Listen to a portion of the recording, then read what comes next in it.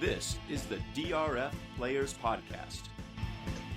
Hello and welcome to the December 16th edition of the DRF Players Podcast. I forgot to check which episode show this is. It's 195 or 196. Either you guys. I think it's 197. Oh my gosh. Show 197, the 200th episode, rapidly approaching. I'm your host, Peter Thomas Fornatale, joined today by the usual crew. A little less mirth in my voice and my mood for the first topic we're going to be talking about today, which is just desperately sad. But we'll do our normal introductions. We have from the DRF offices in New York, Mike Hogan. Hello. And we have from Planet Texas, Jonathon Kinchen. I took all the sweatshirts I have in my closet and piled them around me because I just want to try to keep Pete in the best mood possible. Trying to make my own sound room here. You sound great. I really appreciate that. We're going to start the show on a very down note today, but I thought it was important, and I had a specific idea for a tribute to Garrett Gomez, who was one of the best riders when he was on his game that I ever saw, and just a real sad story to come out this week that he's passed away at the age of 44.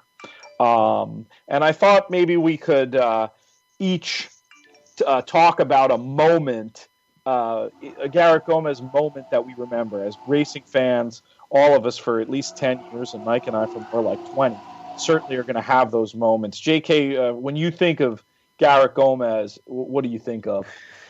I was just getting started at the time. I remember that he was the first jock that I embraced the nickname. I loved his nickname, Go-Go.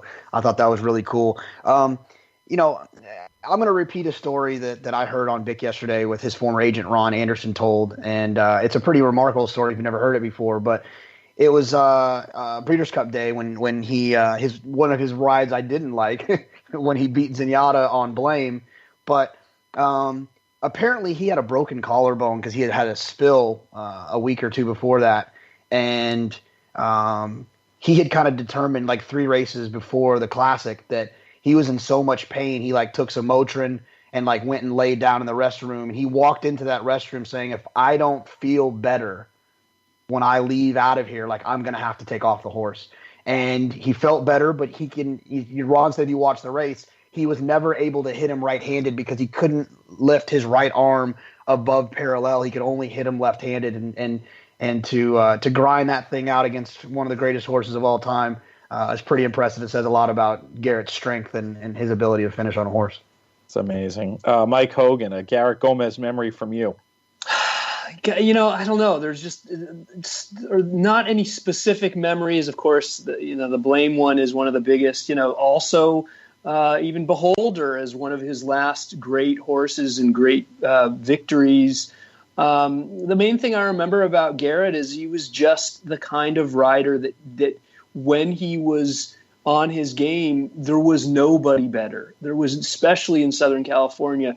I mean, I've talked a little bit about how the difference between the best jockey and the 10th best jockey in New York or in California is pretty minor, as compared to the 10th best horse and the best horse in the race.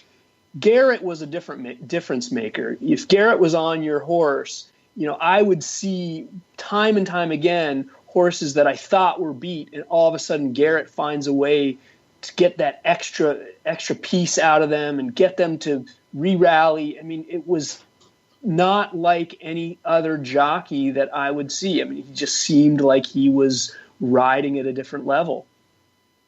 I think that's fair to say. Now, my idea was to play the call of the race JK was referring to before, and I want listeners, many of whom I'm sure watched the race through the lens of Zenyatta. But as you're listening in this time, listen with that story that JK told in mind. And guys, just to improve the sound on this, let's mute our microphones while Mike plays this clip. There's the roar from the Churchill Downs.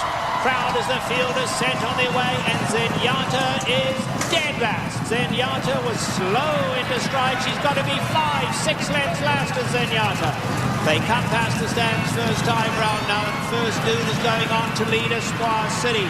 Quality Road is right there on the inside, and Hainesfield a close-up fifth. On the outside of that comes Etched. Here's looking at Lucky racing in the 6 spot, 7 off the leaders. The pace very solid early. Blame is taken back towards the rear. On the outside of that, we have Peasant Prince. In behind those two now, we drop back to Patio Prado, who's down at the rail. In tight was Fly Down. Musket Man is there. And Zenyatta is dead last. Mike Smith's asking her to pick it up a little, actually. Mike Smith doesn't want to be too far back. He's asking Zenyatta to pick it up. At this stage, Zenyatta's got to be a good 18, 20 lengths off the leader. They go down the backstretch now in the Breeders' Cup Classic, and First Dude is the leader. Quality Road is ridden along at the rail. Hainesfield right there third. Espoir City is fourth, and those four fly. It's a big gap of 7 back to Etched. Looking at Lucky is 10 lengths off the leaders. Blame down at the rail. In behind Blame now we have Musket Man, who's still far back with Patio Prado. In behind that we have Fly Down, and Zenyatta is dead last. Zenyatta is last. Mike Smith trying to find somewhere to run. They bunching up at the top of the lane now, though. Hainesfield, Espoir City's running a huge one as well. Looking at Lucky. Here comes looking at Lucky. Etched is in there. Zenyatta now hooking to the grandstand side. And Zenyatta is now coming with a run. Looking at Lucky. Blame on the inside. Blame gets the lead. Zenyatta on the outside looking at Lucky. Blame. Zenyatta is flying. Blame trying to hold on. Blame. And Zenyatta. Blame has won it ahead. Zenyatta ran her heart out but had to settle for second. Fly Down was third.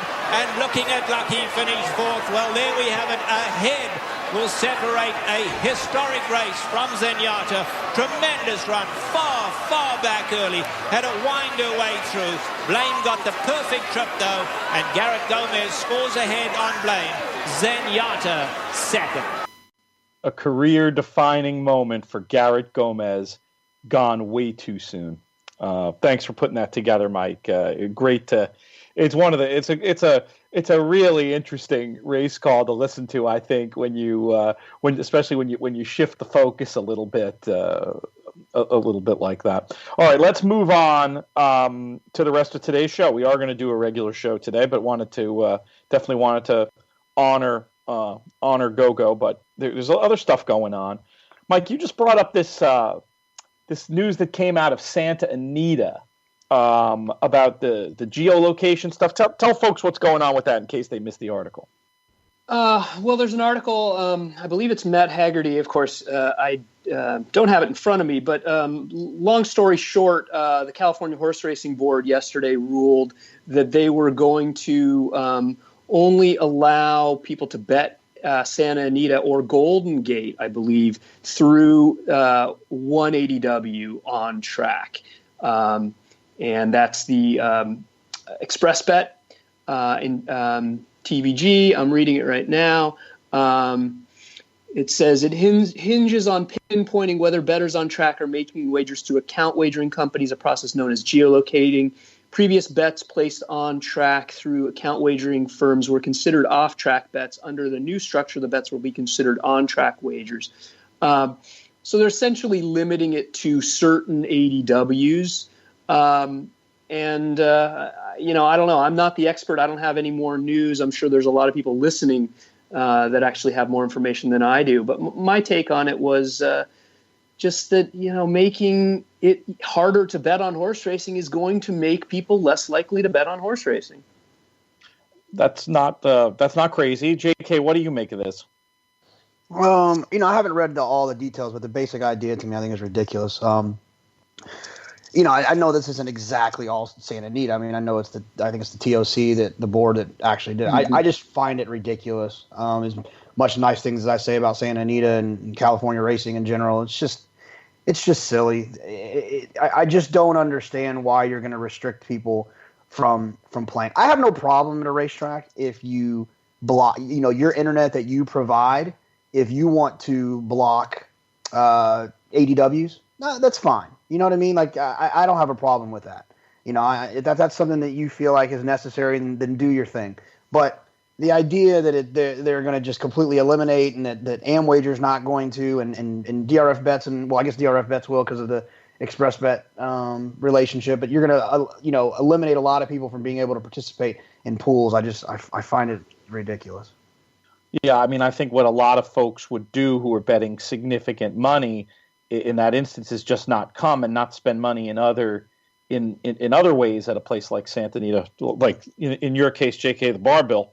Right, but the other thing that you can do, I mean, it's just the workarounds are not going to be impossible. It's just going to make it, I mean, you could call everything in if you really needed to. You can, what I mean? It's just a little silly. I mean, I'll play devil's advocate to just say, not even devil's advocate, but I will just point out, I get the idea that especially if you're already betting at the Stronach ADW, right, and you're at Santa Anita, that I get the idea that the horsemen or whoever is behind the decision here want to get the golden dollar for dollars that are bet technically on phone, but you're on track at Santa Anita. Like, if there was a way to just have it be that, if there was some way to do that, I'd have sympathy. But this seems like it's a short-sighted way, and as you point out, JK, the workarounds are, I mean, there's numerous workarounds that just seem very odd. Not even having thought about it, I've thought of about 3 workarounds. So yeah, but what's the point? It's like, okay, we want to get people to come to racing. We want to get people involved. We want to create fans. Oh, but by the way, I'm going to do something that could potentially deter you from coming. I don't understand that. It doesn't make sense to me. And the other part of it is like, like you and I, we've talked about this before. When I go to Santa Anita, when you go to Santa Anita, when people we're with go to Santa Anita, we respect the situation. We respect that we're taken care of. We respect the Eddie Logan, and we don't bet ADW while we're at the Logan or while we're in a suite or while we're at the track. We just don't do that because they take care of us. Yes. The same as at the green room when I'm in Keeneland. I respect the room. I respect Jim Goodman. They take care of us. Then I wager there.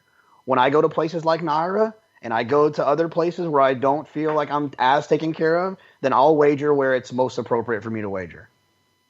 I mean, that's fair. I will say that NYRA have been pretty good to me over the years, so I'll divorce myself from that piece of the equation. But not, yeah. But I mean, they're not bad to me. I'm just saying, like, if they put, if I'm in a great situation where I'm getting food or drinks or something like that, then I'll respect that. But if I pay admission and I pay for a ticket and I'm roaming around like everyone else, then I'm going to do what's best and convenient for me. Right. No, that makes sense. It's almost not even, not necessarily knocking the treatment, but it's just, it is a different thing when somebody's going out of their way to give you all manner of hospitality. You're going to want to support the room. And I wish that was the business model of racing the way it is in Las Vegas. I mean, that's sort of a separate but related conversation about, how horse players are treated in general, and how we all wish we lived in a world where the reason we went and came and spent money at the windows was because we were treated so well. Whereas unfortunately at a lot of tracks,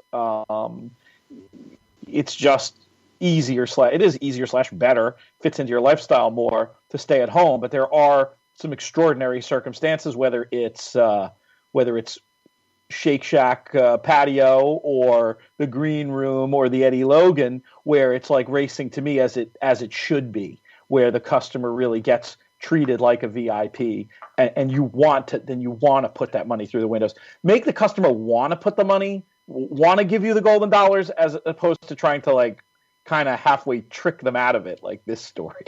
Exactly. That's exactly. I mean, look, the market is changing. 10 years ago, 20 years ago, the ADWs didn't really exist the way they do today. And what's going to happen 10 years or 20 years from now? I mean, racing needs to look ahead and figure out, okay, this is the environment now. And instead of trying to put the brakes on, instead of trying to put fences around it, come up with new ways to incentivize people to come to the track, to play at the track, and then everybody wins. I mean, the thing with this is we need more people coming to the track. We need more people betting on races, and anything you do to put a governor on those activities just doesn't. It seems like it's backward thinking in my mind. Yeah, I mean, like we talked about before, Pete. I'd love to have our friend Tom Lute or someone who's actually sat behind and had to balance books for a racetrack. I understand that a problem in this whole situation is the rebate, right? I understand that that's what kind of creates all this issue, and there's this both sides to the story. Obviously, I think that all of those things need to be renegotiated, because I think that the ADWs have an unfair advantage by some of their contracts the way they are, by being allowed to give the rebate they're allowed to give, and it makes it harder on the tracks. And I think it's just a trickier situation. So I don't want to be one-sided about this horse player only. Sure. Obviously, there's other sides to the story. There's problems with the pricing model. There's no doubt about it. And it has to do with at what point the money gets split with the horsemen. The tracks cannot compete with the ADWs in terms of the money they give back to the players on simulcast bets. It's like basically written into this language that was agreed upon in, I think, the 1970s. Matt Hegarty would know, Tom Lute would know, Mike Maloney would know, guys like that. But yeah, it is a complicated problem, and I think it does need addressing, just like you said, JK. But I don't think this is a step forwards. I think it's a step backwards. It's like everything in racing, which is a little bit frustrating. Not everything. I actually went to counseling. He's bashing NYRA. He's bashing racing. What's gotten into you, JK? You're usually so positive. No. I actually went to counseling one time. It's just a note to self, couples counseling. They say, don't say everything always all the time. It's too definite. You have to say most of the time. Sometimes seems like. Sometimes in racing, it feels like it's always this dog eat dog. I'm going to worry about me, and you're going to worry about you, and we're never going to come to the table and agree and come up with a solution that is good for everyone. It's just a bunch of people reaching for what they can reach for when they can reach for it, and there's no regard for the big picture. And this just seems like one of those situations. The analogy I use, JK, is that everybody fights for their piece of the pie. Nobody thinks about how to make the pie bigger. And I think you're saying basically the same thing, right? 100%. I love NYRA. We're talking. I know you do. I was surprised to hear you say that. No, it's like a bad thing. I just want to clarify. It's not a bad. I'm just saying, NYRA does not have a room like the Eddie Logan. I have never had a bar tab, food, or anything covered for me at NYRA. I've never gotten a hotel room for a weekend from NYRA. I'm just saying things like that I've just never gotten from them. And so, you've got this VIP jet setter lifestyle, JK. It's hard for it's hard for everybody to keep up with you. I think that's it. And I've paid plenty of your bar tabs at Saratoga, so I don't want to hear it. That's true. I appreciate it. Mike mentioned before the idea of getting people coming to the track. Obviously, in my mind, one of the best ways to do that, and we've seen it in the last few years, and it's the reason I have a job and I'm on the show right now, is the tournament scene. I wrote a piece today. I think it's my favorite piece I wrote in 2016. A young player, 33-year-old guy, New York City, actually lives in Jersey City, but works in New York City. Tony Joe is his name. His last name is spelled Z-H-O-U. So if you've seen that on the leaderboards, this guy he's a great story. He struck the front in the NHC Tour last weekend with a 5th place finish at Monmouth.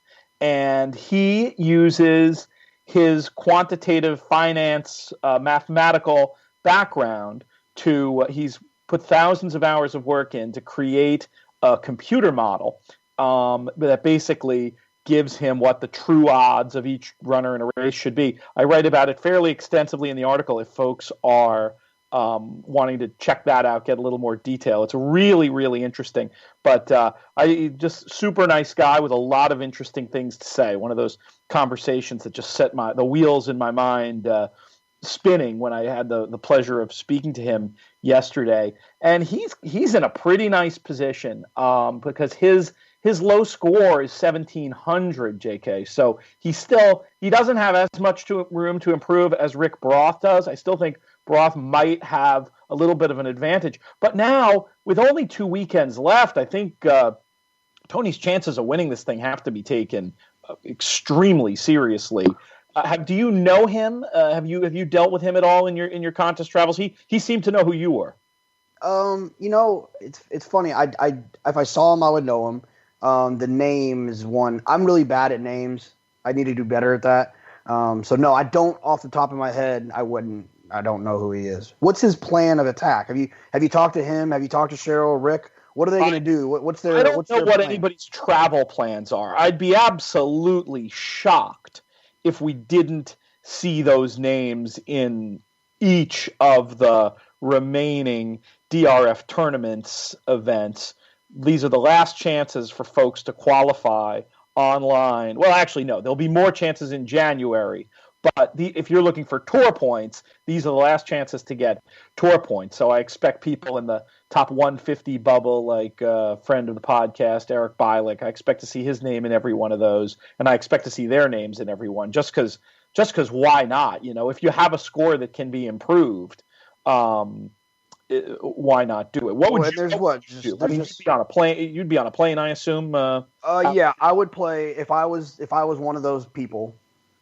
I would go to. I would play online this weekend. I played every feeder leading into the weekend to try to save some money by qualifying during the week into the Saturday stuff. I would go to Los Al this weekend, watch California Chrome run, play in that tournament. I would go play in all the other ones, and then I would do the 3 days at Surfside to end the year.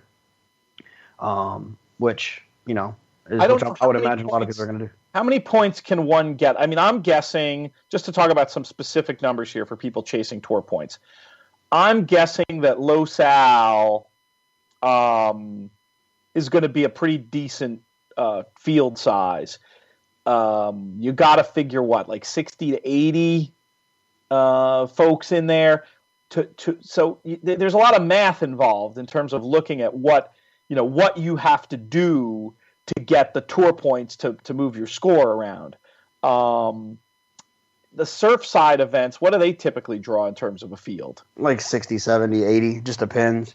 Okay. I mean, you win because of the points bonus, but it'd be a bummer to go out there having to win, Yeah, but here's the thing.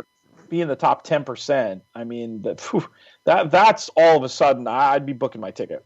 Yeah, the thing about it is like with Tony, for instance, like you said, his lowest score is like 1,700. It's kind of something that I ran into a little bit last year. It's like if he goes to if he gets 60 people at Los Al, he goes to Los Al, he has to get first or second, or he's not doing anything. Third place projects to be about 1,500 points if there's 60 people in the tournament. So that doesn't really it's not going to do anything for him. Yeah, it doesn't really do anything for him. So there were big numbers at Monmouth last weekend where he was able to run fifth and take the those the are the dangerous ones. Those are the dangerous ones. That the BCBC, all the NYRA events because they have so many people in them. It's these little 60, 70, 80 ones that don't do much damage in terms of the tour. Somebody else who's chasing the tour, actually. We have an interview with him for the show today, but he also asked a question that I think listeners might be interested in. Again, people chasing tour points. He was just curious to know if the numbers on the DRF tournaments events are fixed. And the answer is that they're not. So in other words, if in the appropriate amount of time ahead of the contest for Saturday that's currently listed as being limited to 84, if there's interest, that number could possibly go up. I wouldn't ever expect the tournament to go up more than whatever the ratio is for one seat. So if it's a 1 in 28, say, I'm not sure if that's what that contest is. I'm just pulling numbers out of a hat. But, you could maybe expect it to go up another 28. So if you're thinking of playing in that contest, I think you can. It's reasonable to assume it's going to get to 100. And then I would think that the following two contests, the one on Sunday and the one next weekend, I think you could expect those to increase too, especially the last chance one. You got to figure everybody will show up to that party. So those are events that anybody who's got any vested interest in the tour should really be taking a look at that. We're running feeders, of course, to these as well. And we can't announce it officially just yet. There's a few more T's to cross and I's to dot. But it looks like next weekend's, this part I'm pretty sure about. Next weekend, there's not going to be a Friday podcast. There's going to be a Thursday podcast, but it's also going to double as a webinar. And on this webinar, we are going to be looking at opening day at Santa Anita, and we're going to be talking about the DRF Tournaments platform. So if you're new to the Tournaments platform, this would be a great chance to look at it, watch us go through. Hopefully, JK, you'll be able to join us, maybe even play in a tournament. You're eligible to play in this stuff, and show folks exactly how it works. And if I have my way, and Mike Hogan has his way, everyone attending that webinar will get something, some type of entry into a contest that will be a free roll for some sort of credit on the DRF tournament site. So think about that. Think about where you're going to be next Thursday at noon. I think that's when we're looking to do it. I have a school birthday party at 11. A funny feeder story before. I know you're probably about to transition out. No, we're good. I called Eric, our friend Eric Violek, the other day. I said, Eric, you need to be playing in these online tournaments during the week to qualify for the weekend to save you some money. And Eric said to me, which is funny, it's just I'm sure someone else in the world has said this out loud before. He said, I don't want to waste my top 10% on a Wednesday. I want to save it for Saturday. And I said, you're dumb. Just play. And he played yesterday for, I think, $44 or $24 and got a $190 entry into Saturday. So he saved himself some money. So he'll be writing me a check, I'm sure, for the difference. That's great. That would be fair. All right. Speaking of Garrett Skiba, let's bring him in. All right. Now I want to bring in our special guest to the podcast this week. He's had just an amazing year in tournament play with many high-up finishes. And the most notable thing, I think, about Garrett Skiba's high-up finishes in tournaments this year is they've been on the biggest days. And even a day that's not necessarily, Triple Crown or Breeders' Cup level like the Gulfstream Claiming Crown, still a day with huge fields and a lot of money. So, Garrett, let me just ask you, what is it about these big days that brings out the best in you as a horse player? I think, honestly, obviously love the big days because of the increased handle. And the increased handle, to me, really creates more opportunities to find value. And really, that's what I'm looking to do. I really consider myself more of a contrarian from the sense of trying to find horses that the public just overlooks and finds unattractive. And so I may not be a big boy better like JK likes to say. So, first of all, I'm glad you had me on the show. It's a tremendous hurdle to overcome, and I know he was talking last Friday about wanting to change tournaments to be more facilitated for big boy bettors, but I'm glad they let the little guys play. Oh, that's amazing. It's a shame he couldn't be here today. He wanted to be, but our timing and technology issues made it simpler for us to chat one-on-one. He did have a question he wanted to ask you, and it was a very simple one. In your big tournament performances this year, in how many of the contests were you all in the last race? I would say I was all in on the Claiming Crown. I really had a small bankroll to begin with anyways at the end of the race. At the Belmont Betting Challenge, I was all in. The Breeders' Cup, I was not all in. And the Kentucky Derby Betting Challenge, I was not all in. And in fact, in that tournament, I was leading going into the last race. And it was very, very difficult for me to decide what to do. Obviously the Derby itself is a very, very wide open race most years. And, just sitting with I think I had a $4,000 lead. I just didn't really feel comfortable putting bankroll at risk anywhere because you just couldn't cover the multitude of possibilities you had with 20 horses in a field like that. So, I really just sat pat. And really it's been a different kind of two ways have been kind of just sitting still, and two of them have really been kind of taking shots at the end, really driven by what size the bankroll was at the time. Let's talk for a minute about your Breeders' Cup betting challenge. We haven't really spoken about that. What was the story of your Breeders' Cup going in? What was your mentality, and how did it play out?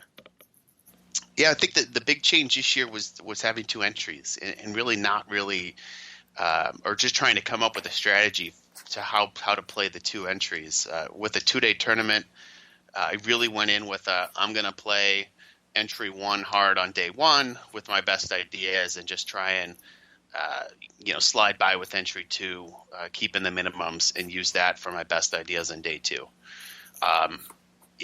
Unfortunately, I messed up the first race I played on Friday and bet on both tickets not enough to even cover a minimum. Ended up losing, so I lost money. I think it ended up being $600 or $700, and didn't even get a minimum out of the way. And so it was kind of embarrassing from the fact that this was my third or fourth Breeders' Cup betting challenge, and I didn't even know the minimums. So it goes to show you that reading the rules is very important. Oh yes, rule number 1 is read the rules. Right. And how did it play out from there? Yeah, so day 2, by let's say midway of day 2, my first ticket was dead, and I really made a big score on Tourist and took a big bet of I think it ended up being $2,500 to win in place, and then played I really went all in on that race, quite honestly. I was down to the felt if I would have lost that race and been out, and so I went like I said, $2,500 win in place on Tourist. I bet $5,000 to win on Tepin, and then I bet a $500 straight exacto Tepin over Tourist. And so obviously, my thinking of, if I kind of wanted to be around 30 to 40 if I did hit. So either way would have kind of got me to that number. Obviously in retrospect, I should have bet it all on Tourists, but, going in, Tepin really at 7-2 looked like a pretty attractive price.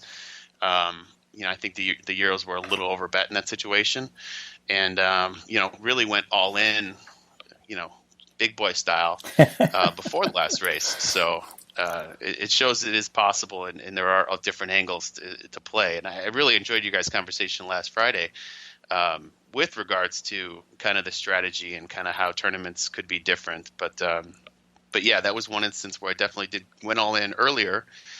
Would have been out and had money till the end, but just couldn't find a great opportunity in the end.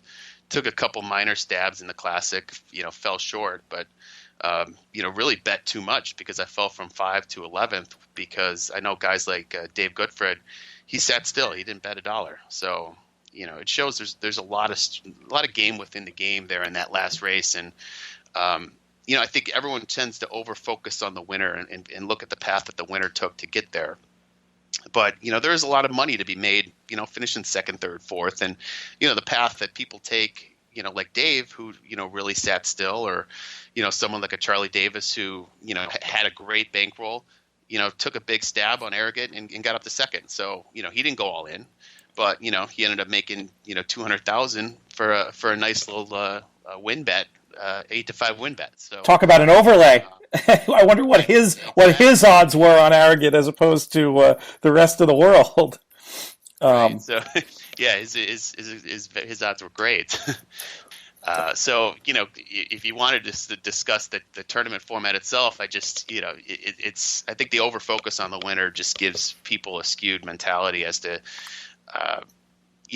is it a perfect contest? And I think the answer is no contest is perfect, because not everyone can win. That's right. Because as horse players, I think we all like to find a reason for why we lost and try and blame a jockey or a trainer or the format. And look, I've been guilty of that. I'm not a huge fan of the $2 win in place, but it is the format. You try and deal with it, and you try and work every day to find out what your weaknesses are and work better to make up for them. Well, I probably am as responsible as anybody for the over-focus on the winner. Sometimes I wish I could just take a week and write about everybody in the top 10 of an event like the BCBC, because there are so many good stories, and I got to write about 4 of them, for example. I hadn't written about you. I hadn't written about Dave. You both have excellent tales to tell. It sounds like that's something I should probably try to work on in the coverage going forward, is ferreting out some of these stories that people might be able to benefit from the strategies as you go down, not just in the top spot, but somebody who, runs in the top 10 at an event like that and still manages to make decent money. I'll put it amongst my many New Year's resolutions. No, you do a good job in the tournament scene, and I think everyone appreciates it. And it ends up being one of those things that people just want to. It's almost like the NFL. It's a copycat league, and people want to know how people won. But there's a lot of money to be made from going 10th to 4th because so many other people are taking shots to get the first. So it really comes down to kind of where your value is, and you try and understand what the race is looking like, and in that final race of a tournament, and try and extract value where you can. And it's while the winner gets the glory, there's certainly no shame in coming home with a $40,000-$50,000 check at the end of the day. Not at all. Not at all. Like the BCBC. Let me ask you the specific criticism that I've levied about the live bank format. Is the last race too important? I don't. I mean, look, you could say the same thing about every other sport. Is the ninth inning too important? Is the fourth quarter too important? You look at football. Should we outlaw the Hail Mary because no one else does that during the game? And so why should we let quarterbacks throw the ball in a quadruple coverage? It's just one of those things that you have to have a cutoff at some point. And of course, the cutoff is going to be when people, take these shots and are trying full court shots and doing crazy stuff, because you see it in every competition. People are trying to do whatever they can to win. And, I think the best part of the live bankroll tournament is when you're doing that, there is an economic consequence to your decision. Your economic consequence is you are out that money, because otherwise you could just sit still and take that money home. I think what you see in some of the $2 win place competitions, and again, I'm going to put my disgruntled player hat on here, but there is no economic consequence to take a shot. So, I click, and say, hey, I want to go all in here. Well, you're not really going all in. You're just betting fake money. So I think, to me, that's what makes live bankroll play great. And, that what you're talking about with regards to the last race or, the end of the tournament, I think is always going to be there no matter what the format is. You make such a good point. And you've come a long way, even just in that excellent analogy, to convincing me. I guess, the other part of it is, if you want to play in a tournament, that's sort of what separates a tournament. What separates a tournament is that there is a leaderboard and there is a beginning, middle, and end. If you're upset that the last race is worth so much more, well, just play cash. It's not like that you don't have other options. Maybe tournaments aren't for you if you get so upset about that. That's a very interesting way of thinking about it, and something that I think I'll be writing an article on in the new year in defense of the current format. That's really cool. So I have a couple of questions from Mike Hogan that I wanted to make sure we got to. One is, do you spend any time handicapping other players as opposed to handicapping the races? No, I don't. Not part of your game at all? Not at all. I know I could see it being something I'd be interested in if I took if I really wanted to go after some of these online competitions, and really that would come down to more of end of the tournament type strategy. But I think you have enough going on where I couldn't get into that. You only have like 20 minutes, 30 minutes between a race, and there's just not enough time to keep an eye on the odds, come up with a bet, and kind of to add that other dimension. My mind would blow up. Now, it's funny that you say that, because our first conversation when we spoke for the winning contest player was about the head-to-head format, the matchup format as they call it on DRF, known as head-to-head in other places. And how about in that format? I would imagine you'd almost have to do some handicapping of the other players when there's only one other player. Yeah, I would say absolutely. I love the head-to-head format. It's something that really got me interested in the tournament scene to begin with. And so, the game theory within itself of, trying to figure out what the other guy's going to do really comes out to be more just theoretical in my mind as to what the most logical play is. I wouldn't say that I go through and map what players' strategy has been in the past. But, I will say that when I was playing head-to-heads that I did make sure I kept good records as to who was beating me and who I was beating to make sure that I wasn't playing the guys that were kicking my butt. So, in that sense, I was handicapping to some extent. But while you're in the game, I think, again, you're looking for, the right horse. And coming down to the end, I think, look, there's a natural predisposition to try and find a horse to block. And when you get to the end of the head-to-head, you have some horses that certainly aren't going to make a difference one way or another. So, as a leader, you're trying to limit that universe and come up with, horses that would essentially block that last race to guarantee you the win. So I think there's definitely a lot. The smaller the tournament, I think you're going to see a little more of that. But in some of these larger events, it's just not something that enters my mind. Makes sense to me. You also bring up another critical thing I wrote about a lot in the book, and it's the idea of game selection, making sure that you're playing in situations where you're getting the best of it and not going to get your butt kicked. How important throughout the year in your tournament play is game selection to you? I don't play a lot online anymore, but a lot of what I do ends up being, live money games. And at this point in the year, given my rank in the tour, I'm really kind of looking for games that do have a lot of people in order to try and advance up that tour leaderboard. So, certainly excited about some of the games that you guys have in this exclusive period with the NHC, and trying to find some of these larger games to qualify for the NHC. I do have 2 seats, but obviously still chasing the tour points. Have you done any tour math? Do you know what you need? And are you thinking about traveling at all to Los Al this weekend or to Surfside at the end of the year? Yeah, I think the problem is just not knowing how many people are going to be there. I've done the math. Have a spreadsheet that I, continuously update. I think Tony Ju just made the jump up to number 1 in the tour now here with a great finish at Monmouth. And, the math is clear. I just need to try and point between 5th, 6th, 7th. It ends up being very, very close in terms of kind of where the dollar falls. So, certainly going to take a shot at it, but, wouldn't say that I'm that optimistic. And, the guys who are up there certainly have had great years too, and they certainly deserve it. It's been an exciting competition to follow all year long, and we wish you luck in yours. Let me ask you the last question that Mike Hogan had. He was curious about minimum races in live bank contests. Are there situations where you bet more than the minimum amount of races required? Yes, absolutely. I would say in the Breeders' Cup, second day, I bet nearly every race. I may have skipped 1 or 2, but I know there's been some talk of letting people do kind of whatever they want.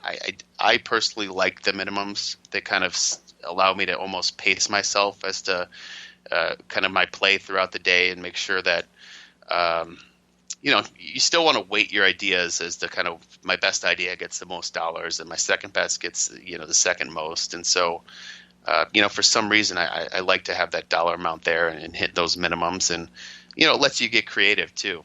I think, I know some guys that love to just get the minimums out of the way and, bet show just to get it out of the way. And I tried that once and I lost. And so I stopped doing that right away. But I know for guys it works and some for guys it doesn't. So, I do like that certain venues offer different types of tournaments. I know Keeneland does the kind of have to go all in. Would I like that in the Breeders' Cup? No, I think that would be a little crazy. But I like that there is some variety. I think the problem that tournament organizers have is just finding enough people interested in different events and different ways to play. And so I think people just end up falling back on the tried and true Breeders' Cup format because it has been so successful. But certainly as the menu of live money events keeps expanding throughout the country, I think you start to see some different varieties pop up here and there. Garrett, thanks so much for your time today. We're going to send it back to the studio. All right, thanks, guys. That was me with Garrett Skiba, recorded yesterday. Really fun getting a chance to catch up with him. Really smart guy with some terrific ideas about contest play in general. Took a few shots at you in there, JK. What'd you think about that? That's fair enough. Fair enough. I think that Garrett's a big boy better. So and I think he can even bet and do well at big boy tracks. So there's a nice callback to the 2015 NHC Tour. In all seriousness, after he was like, I was being playful, kidding around with JK. He's not gonna think I'm mad at him or something. He's just like, no, he'll let it roll off his back. He knows what time it is. I reassured him. Get the reality TV cameras ready. There will be a fist fight at the NHC in January. So JK, is Garrett one of the two you mentioned from last podcast? No, absolutely not. Absolutely not. Great stuff. We've got just under 15 minutes left today. I want to get off in time so folks can watch the Matt Bernier show. I do want to talk quickly about these public handicapper races. I'll be honest. Between the holidays, between a lot of stuff going on writing-wise, and the fact that my daughter Perrin's birthday is this weekend, I didn't get a chance to look at these. But, the contest continues, public handicapper. Nice thing about it is a contest that gives you an opportunity to pass races where I'm playing. This would be a pass-looking weekend for me. But I know you guys had a chance. Now, we got to do, obviously, kind of rapid fire here. Mike, what are your thoughts on the Lightning City at Tampa Bay Downs? Well, the Lightning City at Tampa Bay, I love these 5 furlong sprint races. And I like one with a little bit of speed. And Puntsville is coming off of a race last out where I think you can absolutely excuse it. Looks like she didn't really like the surface. It was muddy at Churchill on the dirt. She set blistering fractions and a blistering early Moss pace before tiring badly. It was a pretty solid field, too, with some good stakes runners. She's been working lights out since. She gets back to the turf, and I think she's a player at a very, very nice price. JK, how did you see it? This is the scene of one of my greatest tournament races. I had a cap horse on both entries in a 5 furlong turf sprint at Tampa Bay Downs. So I'm not going to give you a 20-1 this time. I think the favorite, Everything Lovely, is going to wire him. She's faster than them. And in these types of races, it's a quarter horse race. It's 5 furlongs turf sprint. It's balls to the wall, and she's the one I want. And in a situation like this, where there's a 12 horse field, if playing a multi-race play, I would single her, kind of like I did with Classic Empire back at Keeneland, where it looks like you can find some other value, but the value really lay in the fact that she's the most likely winner. All right, the next public handicapper race is the South Beach at Gulfstream Park. JK, we'll keep it with you. Let me see. I'm pulling up my notes. I was trying to caught you off guard there. No, we're going fast, so I usually have more time to pull up. No, I get it. Yeah. Okay, so this is a tricky race, right? Because I looked at this race, and there's 2 horses that make sense, right, on class. The Belmont horse, the 7 Tutti Paesi, and the 9 Sandiva, and they both can win, and they probably one of them will win. I'm going to bet a little bit on Seeking Treasure. I don't think that she's fast enough, but when I can find a horse who closes into slow paces at Gulfstream and makes a run, I fall in love with the horse. I sign a contract to bet that horse back every time, and that's what this horse is to me. I don't think she's fast enough to beat those 2 horses if they run, but they're off of big breaks, and so she'll be a big price.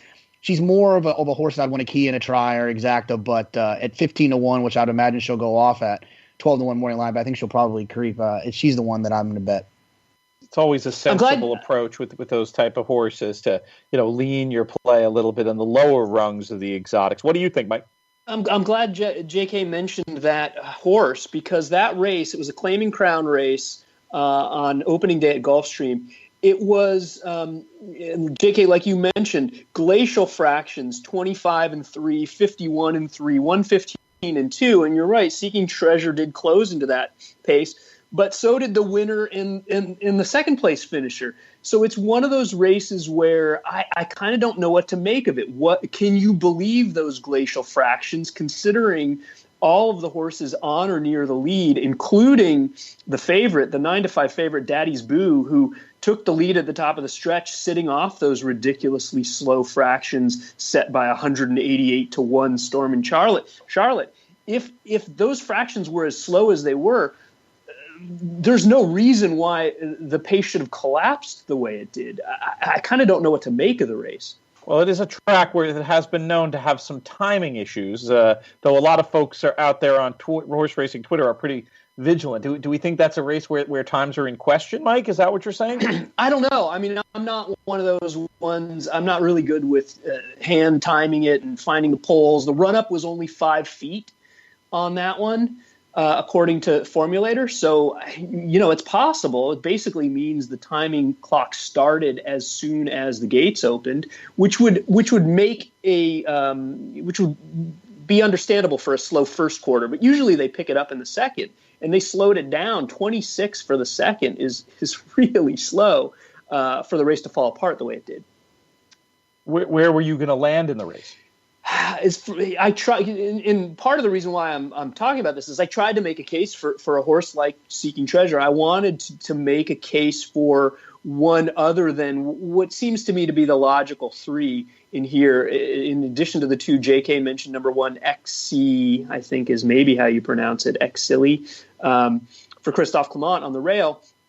I think the winner is one of those three, Sandiva, Tutapaisi, or XC. I think Tutapaisi is the one I'm going to be leaning on. The one I'm most against that I think will take some money is Neck of the Moon for Chad Brown, 9-2. I'm hoping the public, for whatever reason, lands on Chad Brown with Paco Lopez. But this is a horse that just doesn't really win, hasn't gotten it done against New York breds, now faces some good runners in here. And Tutapaisi ran a really strong race last out in the EP Taylor, where she was really up close. She went wide the whole way around. She went 35 feet further than Al's Gal, who won the race, and 17 feet further than anybody else, any other horse in the race. So she's the one I would play. I just hope for a little bit better than that 5-2 morning line.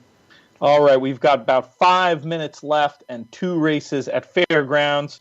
Mike Hogan, I know Fairgrounds is a track that's near and dear to you, so we'll go with you for your thoughts on the Dilberto Memorial. Well, I'm also pulling up the race in question as well. It's the 7th at Fairgrounds on Saturday. It's a turf race, and I believe there were a couple Brad Cox horses that were cross-entered. Chocolate Ride is, of course, Brad Cox's big runner, his favorite in the race, 9-5.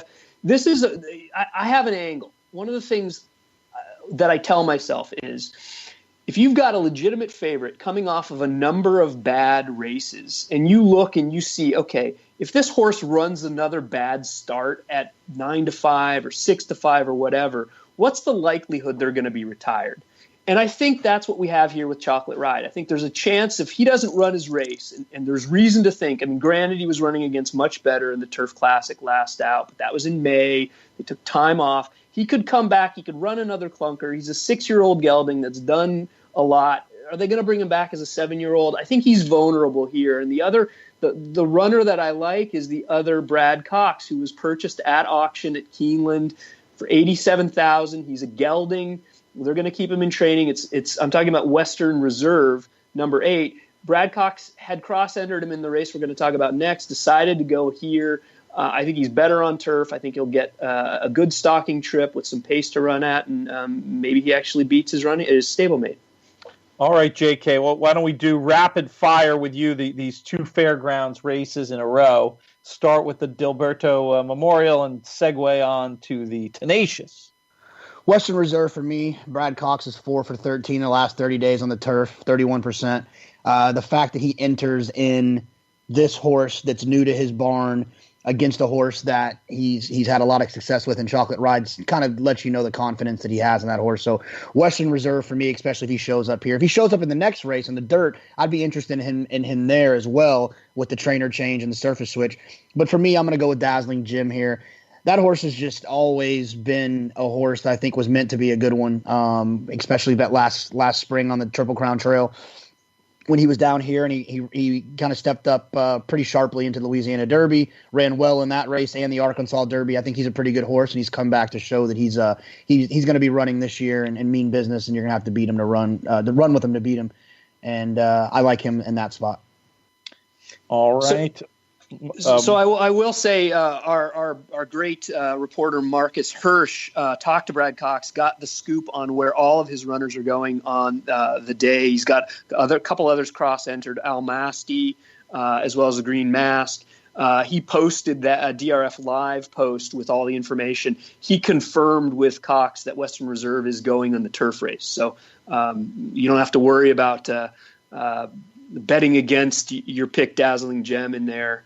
But my question for you, JK, since you've looked at the race, isn't Brad Cox's financial modeling loose on the lead here? I mean, maybe Dazzling Gem goes with him, but I don't think they kind of crawled, in my opinion. At I don't have a formulator in front of me right at the moment. They did. Well, I think the Moss pace was pretty slow at that race at Keeneland. So horses that are on the lead when it's a slow pace and they don't hold on, those horses I struggle to endorse them back. Well, it's one of those kind of mixed signals Moss pace figure. It's a 60, which is pretty low, but it's a +4, which means that according to what was expected on the day, it was actually just a touch faster or within the range. But yeah, there's that one that, they gave him a little time since. He's seemingly working pretty well, a couple bullets, and then they backed off in the last few works. But I mean, even if you go back to when he was in Chad Brown's barn in the Dawn, and even the race prior in the Queens County where he wired the field, he's just won if he wants, and if for whatever reason he's ready to show it. I just think he is probably the fastest horse early, and I don't really see anybody pressing him too hard other than maybe Dazzling Gem. Your selection for the Tenacious, Mike? I'm going to go with financial modeling. I think he gets a good trip. I think, this is a horse that they've thought a lot of. They tried him in a lot of graded stakes races, and maybe he catches the right field here. All right. That is just about all the time we have. Either of you guys have a quick closing thought for us today? I'll take that silence as a no. I'm going to go ahead and thank Jonathon Kinchen. I want to thank Mike Hogan. I want to thank Garrett Skiba for making time for us this week. Most of all, I want to thank all of you for listening, especially folks joining us live via Spreaker today, or via Facebook Live also for the Tuesday shows. That's super cool, and we're going to continue to be doing that in the new year. We will be back on Tuesday at 11. I'm Peter Thomas Fornatale. May you win all your photos.